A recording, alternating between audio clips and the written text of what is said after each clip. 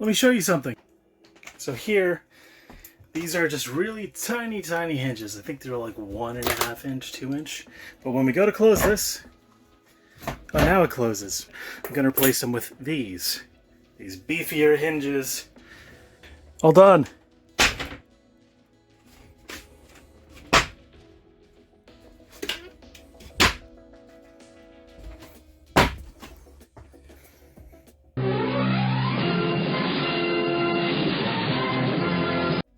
I also got a really excellent deal on some mist tinted paint, I guess is the phrase for it, at the Big Blue Box store. I went ahead and pulled off this door. Gonna go ahead and paint that and put on the modified security latch.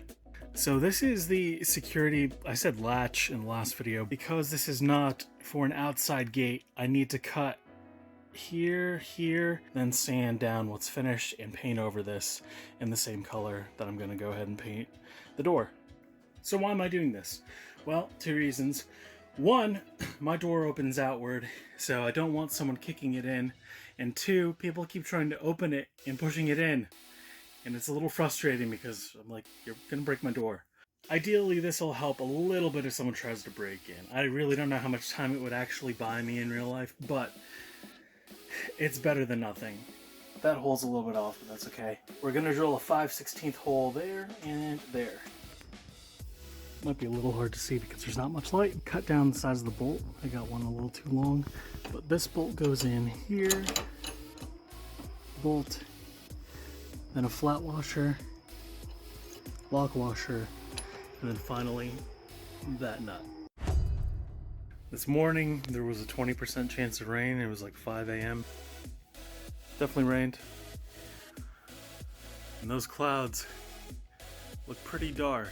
Although the forecast says there's only somewhere between a 5 and 8% chance of rain until about 2 a.m. tomorrow morning.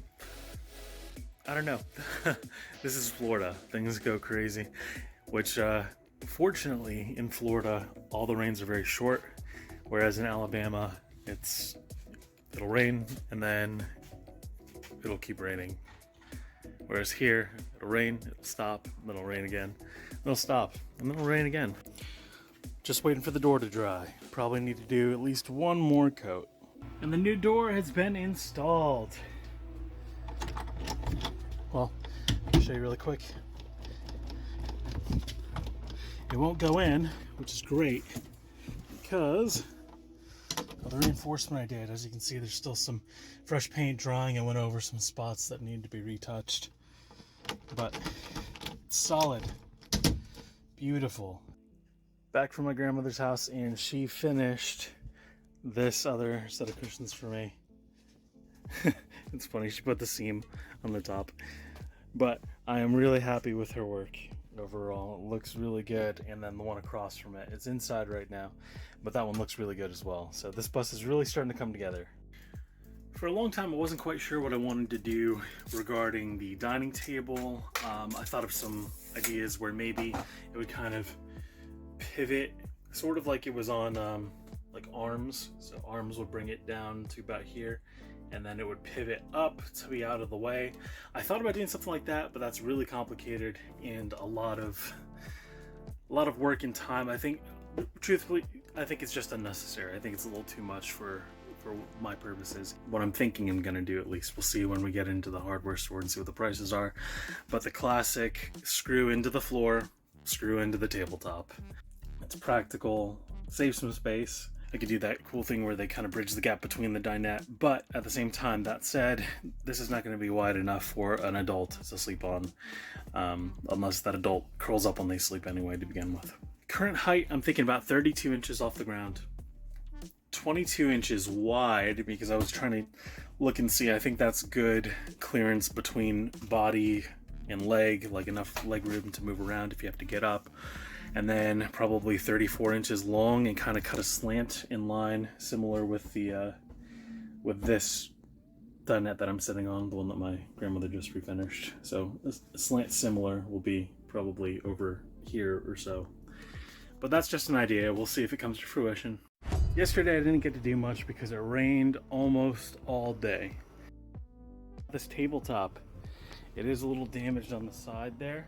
However, I was planning on cutting it down.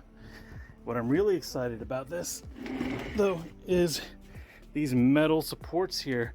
I'm thinking I can use those to kind of steps to go on the back of the bus to make it easier to get into the back from the outside.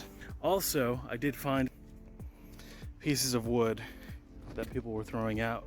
So what I really think I'm gonna do, originally I was gonna use that white piece for a tabletop, but I think I'm gonna use this piece right here because it looks like it's a great length. It looks like it's about the same width that I was looking for, just needs to be cleaned up a little bit. So I think this is 3/4 inch ply. I don't need anything super heavy because I'm trying to still minimize weight on this bus. I just walked in to get some air conditioning and it looks like water's coming from maybe right here, I think. I may have to go up on the roof, reseal it.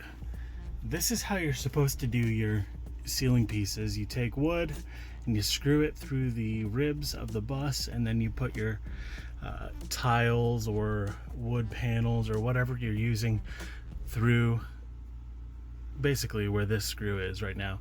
I already had this in place, so I just kind of started to reuse it again, but over here I'm gonna go ahead and do it the right way and use the wood pieces. So why are you supposed to use the pieces of wood instead of screwing directly into the ribs?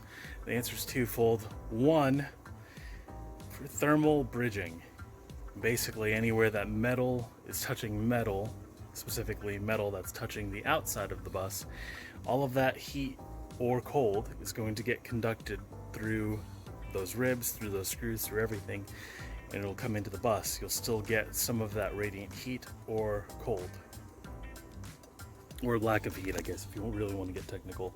The second part of it is that a lot of my panels are not straight, as you saw on the bus, and it's because you're drilling into different parts of the ribs. You don't have a consistent flat surface to screw into. So when you screw into the wood, it keeps it flat, in theory. Now this is closer to what you're supposed to be doing. I say closer because I think most people go ahead and run wood the full length of the rib. The problem is that adds a lot of weight, unnecessary weight in my opinion.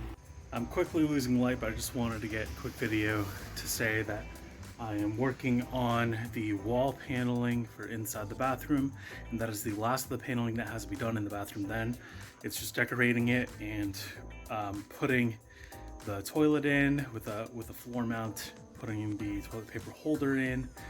It's weird because that'll be done. It'll be done. Which is, I don't know, I'm speechless. But we're very close, very, very close. In the meantime, you can see behind me, I'm cutting the dinette table. This is the dinette table. This is 22.5 inches wide. I think 30 inches long, I believe. Cut out the same kind of corner that I did on the dinette bench. So this is going to be facing the single bench, and this is facing the, I guess, semi-double bench. I started cutting out the corners to make it easier to round them when I go to sand.